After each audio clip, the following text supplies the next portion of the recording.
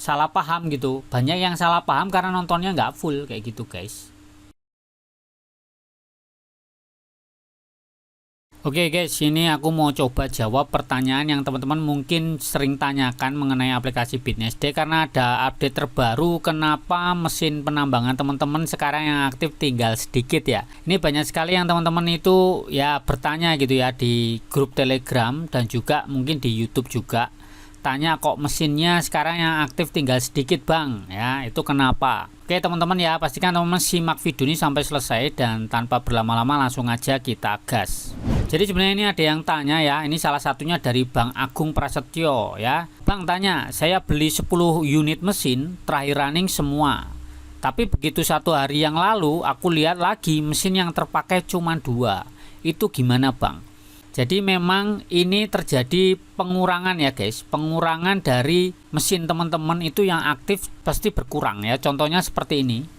Di sini teman-teman coba cek ya, di sini aku punya 25 unit mesin guys. Ya, kalau diperhatikan di sini yang aktif sekarang cuma 3 ya, cuma 3. Ini sebenarnya berlaku sudah dari kemarin sih ya guys. Itu memang terjadi perubahan di akhir Januari 2026.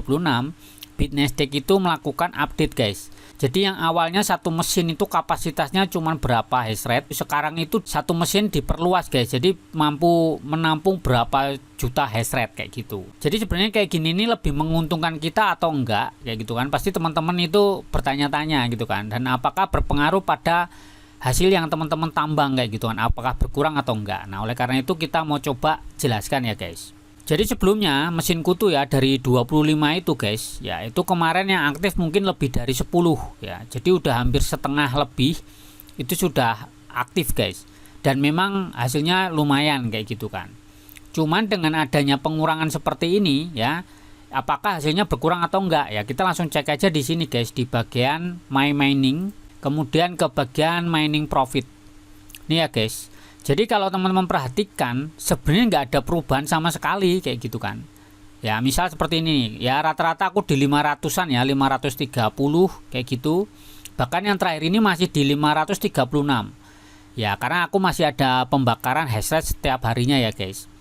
Nah seperti itu. Jadi sebenarnya maupun ini dikurangin yang mesin aktifnya sebenarnya nggak ngaruh. Dan ini yang menurutku ya kesalahan teman-teman, berpikir kalau hasil yang teman-teman tambang itu dari mesinnya, padahal bukan mesinnya guys yang menjadi pengaruh. Sebenarnya yang teman-teman harus perhatikan itu sebenarnya adalah hash rate-nya ya. Contoh di sini, kalau teman perhatikan ya, di sini tempatku itu sudah ada 22 juta hash rate guys. Kemarin aku masih di 21. Jadi sebenarnya yang difokusin tuh hash rate, sama aja kayak teman-teman gini. Teman-teman misal punya 2 motor ya. Satu motornya misalnya motor Matic gitu ya, yang satu motor sport racing kayak gitu. Sebenarnya nggak ngaruh guys, kamu mau ngomongin itu mesin misalnya ya, satunya Kawasaki Ninja, yang satunya misalnya Honda Beat kayak gitu. Itu nggak akan ngaruh sebenarnya motormu itu mau Honda Beat atau Ninja. Yang penting tuh kecepatannya berapa kayak gitu.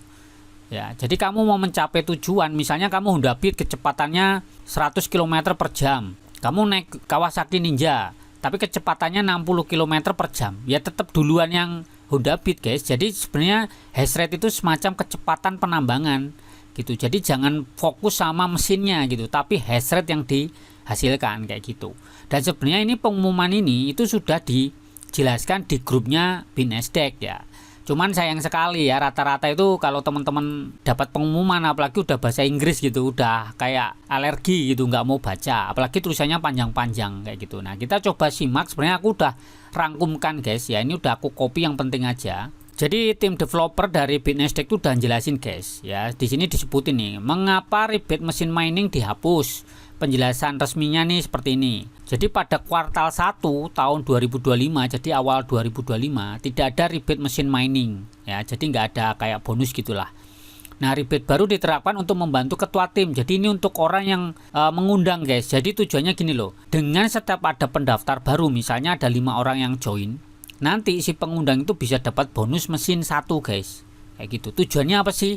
Tujuannya biar kita nih yang trim promotor ya, misalnya teman-teman tuh KOL atau teman-teman yang bisa ngundang orang lah, intinya biar semangat gitu loh, dikasih bonus mesin kayak gitu. Tapi faktanya ya, setelah berjalan faktanya itu tidak efektif gitu. Nggak efektifnya kenapa?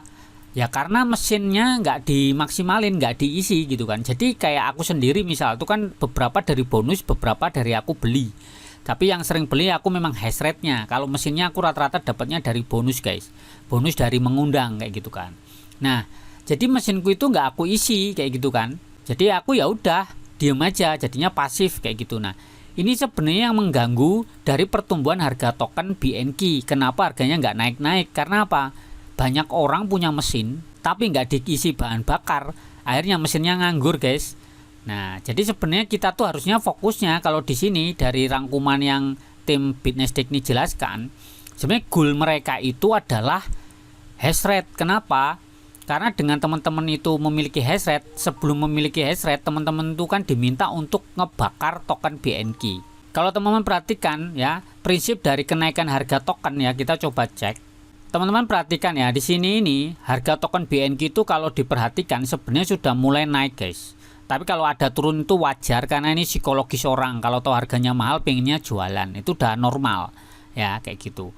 Nah, goal dari tim Bitnessdeck itu sebenarnya adalah mengurangi supply. Kalau teman-teman tahu ya, harga ini terbentuk tuh dari apa? Dari supply and demand. Artinya apa? Kalau banyak permintaan, ya permintaan berarti banyak orang yang ngebeli token BNK, kemudian dia ngebakar, ya ngebakar jadi hash rate. Artinya token BNK-nya kan semakin sedikit. Kalau semakin banyak yang ngebeli, artinya token BNK itu jadi langka. Kalau langka, harganya pasti mahal. Itu udah normal ya. Kamu pernah merhatiin nggak ketika ada kenaikan harga bensin, semua orang langsung berebut gitu kan?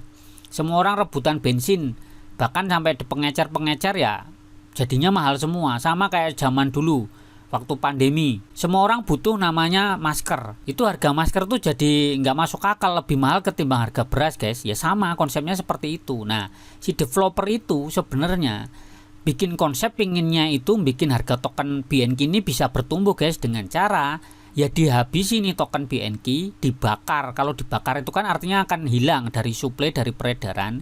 Jadinya ketika ada orang baru, dia otomatis juga akan ngebeli BNK, maka harganya akan naik terus guys. Makanya kamu perhatikan setelah tanggal berapa nih? 30 Januari itu naik kan, ini langsung ngepam tinggi nih di tanggal 30 Januari jam 9 malam. Kemudian nih naik lagi gitu kan. Ini sebenarnya bagus sih menurutku setelah ada update terbaru tentang itu tadi, mesin miningnya itu. Dan sebenarnya teman-teman itu nggak ada yang rugi gitu, nggak ada ruginya. Cuman gini loh, kalau kemarin kalian itu misal bawa 1 liter air gitu kan, 1 liter air cuman ditaruh di gelas-gelas kecil. Jadi kalian untuk menampung 1 liter air itu kalian butuh 10 gelas gitu misalnya. Kalau sekarang enggak, kalian tuh cukup pakai 1 teko gitu, 1 teko isinya 1 liter kayak gitu. Ya sama aja, cuman wadahnya jadi gede gitu aja loh sebenarnya. Ini cara gampangnya memahami soal konsep mesin mining kayak gitu.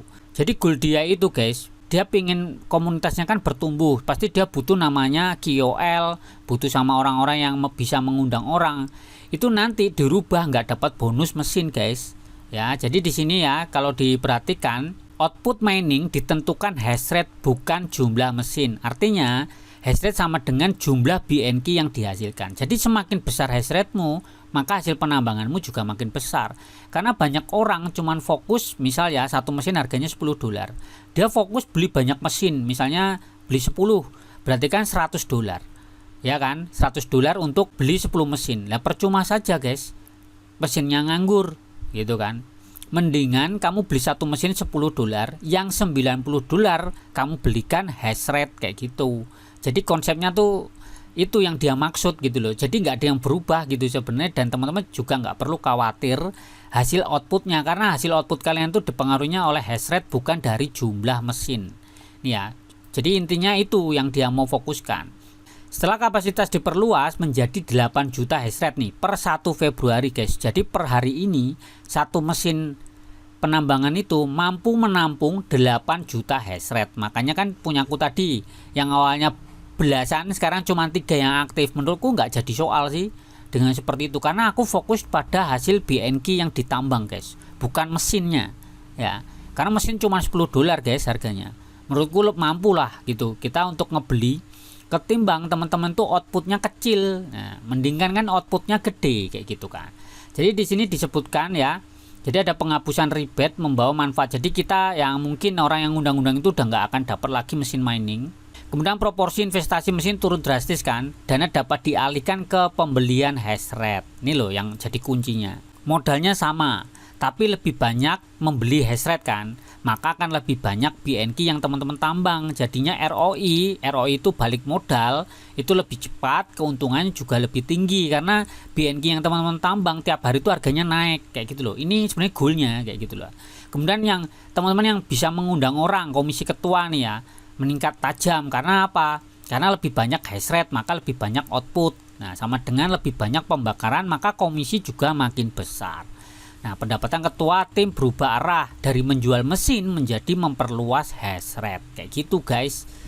Nah, jadi sebenarnya sesimpel itu yang perlu dipahami. Cuman sayangnya ini kan tulisannya panjang guys. Nggak semua orang tuh mau membaca. Jadi problemnya itu bukan dari platform. Bahkan aku ngeliat di grup tuh ada yang bilang ini scam kayak gitu. Jadi konsep yang teman-teman harus perhatikan tuh gini loh. Kalau melihat sesuatu itu tidak perlu langsung memutuskan ini scam atau ini tidak scam. Aku pun di BNQ ya, di BitNasdaq ini nggak bilang dia pasti menjamin 100%. Ya enggak guys, bisa aja dia bangkrut.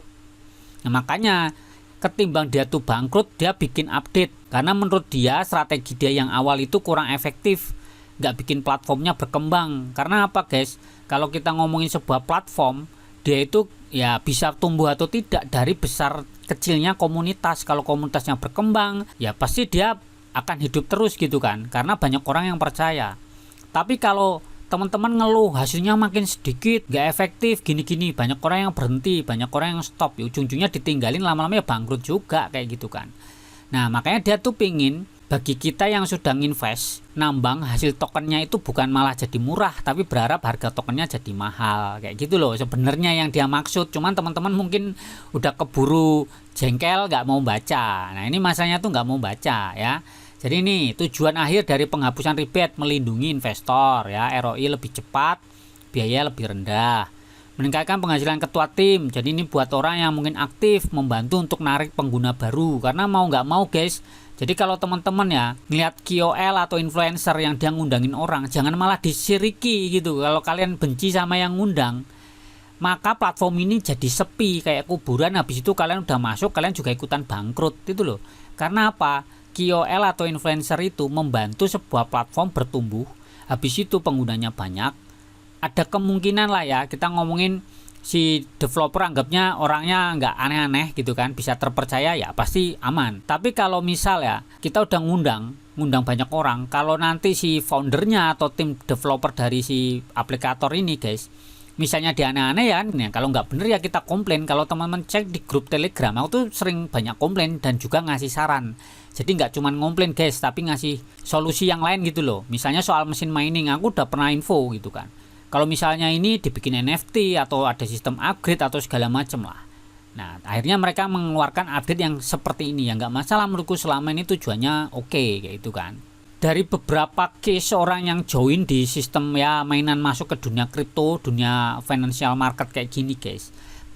Apa ya, kadang tuh nggak pahamnya, dipikir orang udah beli sekarang harganya terus naik terus. Nah, sekarang pertanyaan kan satu, ini bisa naik tuh karena apa? Teman-teman tuh harus pahami dulu gitu kan. Jadi teman-teman ya monggo gitu, mau invest atau tidak, mau join atau tidak, itu kan terserah teman-teman. Kalau ngerasa nggak yakin ya nggak usah join gitu kan, simple aja. Dan kalaupun di sini ada yang info ya kan guys, terus waktu nginfo kan ya kita merasa untung gitu, tapi di suatu perjalanan kadang juga platform ini juga jadi tidak menguntungkan. Ya bisa saja, wong kita ini masuk di dunia ketidakpastian gitu loh ya, jadinya ya wajar aja menurutku ya. Aku sendiri pun kalau nanti ini misalnya dia nggak bisa dipercaya terus akhirnya rungkat, ya udah itu udah sebuah resiko guys, dan nggak perlu aku nyalain siapa-siapa karena aku udah dengan kepala dingin, dengan tanganku sendiri ya. Aku masuk ke sini, aku join, dan akhirnya mungkin anggapnya lah kita udah sampai masukin duit gitu ya, itu udah sebuah resiko. Nah, jadi seperti itu ya guys. Nah, teman-teman pelajari dulu lah. Jadi sebelum memutuskan, sebelum keluar-keluar di grup bilang scam, aku tuh kayak apa ya guys, paling males tuh gini loh.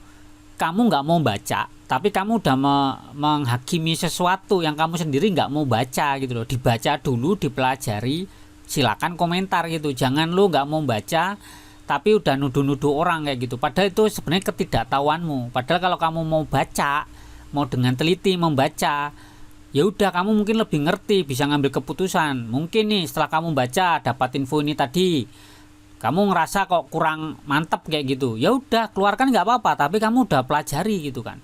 Faktanya banyak orang nggak mau baca, karena aku cek di grup itu ada yang komen kepanjangan tulisannya, males gini. Dia aja udah males kok gitu kan. Emang basicnya males guys, kayak gitu loh. Itu yang menjadikan kadang ya mudah ditipu gitu kan. Diiming-iming dapat profit gede, masuk ternyata kamu kena scam karena kamu nggak mau belajar, nggak mau membaca informasi kayak gitu loh. Nah, jadi informasi yang aku berikan hari ini itu bisa saja besok berubah guys, karena kemarin ada yang komen faktanya aku beli headset segini kok nggak sesuai hasilnya. Lah, kamu tonton videoku itu video kapan? Kamu ngomentarnya sekarang, padahal videoku itu udah berapa bulan yang lalu, sedangkan aplikasinya sudah update, makanya selalu diikuti guys. Dan aku sebenarnya kayak gini itu adalah apa ya, membantu teman-teman untuk mencoba memahami gitu kan, dengan bahasa yang simple aja. Cuman ya biasa gitu, kalian ini kadang nggak mau nonton full nih loh yang jadi masalah. Ditonton full biar nggak salah paham gitu. Banyak yang salah paham karena nontonnya nggak full kayak gitu guys. Nah, jadi poinnya gini ya guys, simpelnya ya, kalau aku pribadi gini, jangan pernah percaya siapa-siapa. Kamu harus cari tahu sendiri, cari sumbernya di mana-mana. Kalau kamu dapat info dari semua orang itu, kamu tampung. Ya misalnya kamu dapat info dari aku, ya kamu tampung aja dulu, jangan langsung memutuskan. Karena apa yang aku bagikan nanti bisa aja berubah di suatu saat guys, ya karena ada perubahan dari platform juga dan kondisi juga kayak gitu loh. Bisa aja benar, bisa aja salah. Nah, yang harus kamu percaya adalah hati nuranimu sendiri gitu loh. Kalau kamu nggak yakin ya nggak usah masuk, kan gampang. Jangan lu pengen masuk, habis itu masuk nyalain orang, ya itu kan salahmu sendiri kayak gitu kan. Nah, jadi itu yang perlu dipahami gitu kan. Jadi teman-teman memutuskan itu berdasarkan pengetahuan, jangan memutuskan karena FOMO. Kalau FOMO tuh ikut-ikut doang, kamu nggak ngerti apa-apa, padahal kamu sedang dibohongin orang kayak gitu loh. Oke ya, kayak gitu ya teman-teman ya. Semoga teman-teman yang menonton video ini tetap cuan ya, selalu pelajari karena banyak sekali perubahan yang teman-teman juga harus ikuti. Oke, tetap semangat dan ciao.